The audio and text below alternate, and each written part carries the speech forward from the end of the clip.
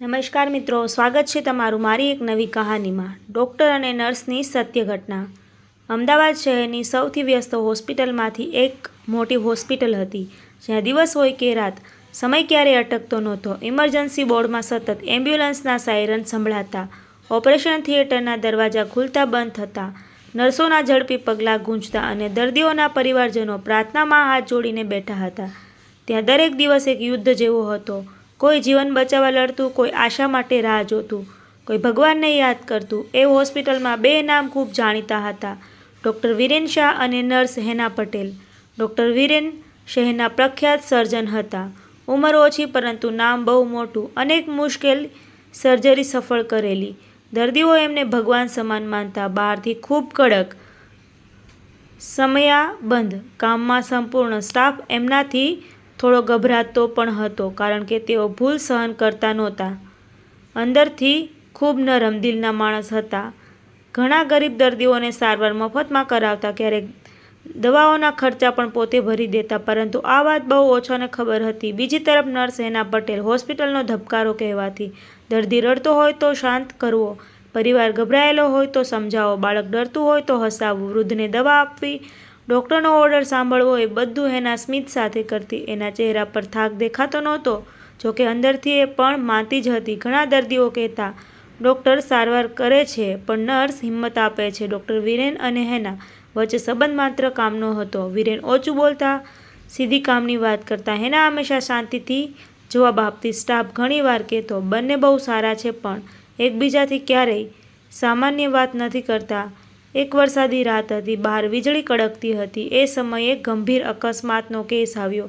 એક પરિવારની car truck સાથે અથડાઈ ગઈ હતી. પતિ, પત્ની અને નાનકડી દીકરી ત્રણેય ગંભીર હાલતમાં હતા. હોસ્પિટલમાં હાહાકાર મચી ગયો. ડૉક્ટર વિરેન તરત દોડી આવ્યા. હેના અને સ્ટાફ પણ તૈયાર થઈ ગયા. ત્રણેયને અલગ અલગ વિભાગમાં લઈ જવાયા. ડૉક્ટર વિરેને તરત નિર્ણય લીધો, પહેલાં દીકરીને બચાવવી, કારણ કે એની હાલત સૌથી ગંભીર હતી. સર્જરી શરૂ થઈ. અંદર ઓપરેશન થિયેટરમાં કલાકો સુધી યુદ્ધ ચાલ્યું. હેના સતત વિરેનની સાથે હતી, સાધનો આપતી, રિપોર્ટ વાંચતી, સ્ટાફ સંભાળતી. વિરેનના કપાળ પર પસીનો હતો, પરંતુ હાથ કાપતા નહોતા. 4 કલાક પછી સર્જરી સફળ થઈ. દીકરી બચી ગઈ. સ્ટાફે રાહતનો શ્વાસ લીધો, પરંતુ હજુ માતા અને પિતાની હાલત ગંભીર હતી. ડૉક્ટર વિરેન એક ક્ષણ પર આરામ કર્યા વગર બીજા કેસમાં લાગ્યા. હેનાએ ધીમેથી કહ્યું, સર, તમે પાણી પી લો. વિરેને પહેલીવાર એની તરફ જોઈને કહ્યું. બાદમાં સવાર સુધી ત્રણેય દર્દીઓ સ્થિર થઈ ગયા. આખી હોસ્પિટલમાં ચર્ચા હતી. ડૉક્ટર વિરેને ફરી ચમત્કાર કર્યો, પરંતુ હેના જાણતી હતી કે આ ચમત્કાર પાછળ કેટલી લડાઈ હોય છે. એ જ સાંજે હોસ્પિટલમાં નવા કેસની એન્ટ્રી થઈ. એક વૃદ્ધ મહિલા ગંભીર હાલતમાં લાવવામાં આવી. ફાઇલમાં નવા નામ વાંચીને ડૉક્ટર વિરેન એકદમ સ્થિર થઈ ગયા. ફાઇલ પર લખેલું હતું, ભાવનાબેન દેસાઈ. વિરેનના હાથમાંથી ફાઇલ છરકી ગઈ. હેના ચોંકી ગઈ. સર, શું થયું? વિરેને ધીમેથી કહ્યું. આ મારી મા છે. હોસ્પિટલમાં એક ક્ષણ માટે સન્નાટો છવાઈ ગયો. હેના પહેલીવાર ડૉક્ટર વિરેનના ચહેરા પર એવો ડર જોઈ રહી હતી જે કદાચ ઘણા વર્ષોથી અંદર છુપાયેલો હતો. હંમેશા શાંત, મજબૂત અને બધાને બચાવનાર ડૉક્ટર આજે પોતે નબળા પડી ગયા હતા. ભાવનાબેનને તરત આઈસીયુમાં ખસેડવામાં આવી. બ્લડ પ્રેશર ખૂબ ઓછું હતું, શ્વાસ લેવામાં તકલીફ હતી અને શરીર ખૂબ નબળું થઈ ગયું હતું. વિરેને તરત સારવાર શરૂ કરાવી, પરંતુ આ વખતે ડૉક્ટર અને દીકરા વચ્ચેનો સંઘર્ષ શરૂ થયો હતો. એક તરફ નિયમો, બીજી તરફ લાગણીઓ. હેનાએ ધીમેથી પૂછ્યું, સર, તમે ક્યારેય કહ્યું નહોતું કે તમારી મા શહેરમાં છે? વિરેન થોડો મૌન રહ્યો, પછી બોલ્યા, એ શહેરમાં નહોતા, ગામમાં એકલા રહેતા હતા. હું કામમાં એટલો વ્યસ્ત થઈ ગયો કે એમને સમય આપી શક્યો નહીં. હેના નિશબ્દ થઈ ગઈ. સફળ માણસોના જીવનમાં ઘણીવાર સૌથી મોટું ખાલીપણું પરિવારનું હોય છે. ભાવનાબેને થોડા કલાકો પછી હોશ આવ્યો. આંખ ખોલતા જ સામે વિરેન ઊભો હતો. વર્ષો પછી દીકરાને જોઈ એના ચહેરા પર નબળું સ્મિત આવ્યું. વિરેન, તું આવી ગયો? આ 4 શબ્દોએ વિરેનને અંદરથી તોડી નાખ્યો. એ ઘૂંટણીએ બેસી ગયા. મા, મને માફ કરી દો. ભાવનાબેને કાંપતા હાથથી દીકરાના માથા પર હાથ ફેરવ્યો. બેટા, મા દીકરાને ક્યારેય દોષ આપતી નથી. વિરેન રડી પડ્યા. હેના દૂરથી આ દ્રશ્ય જોઈ રહી હતી. હોસ્પિટલમાં રોજ આંસુ જોતી હતી.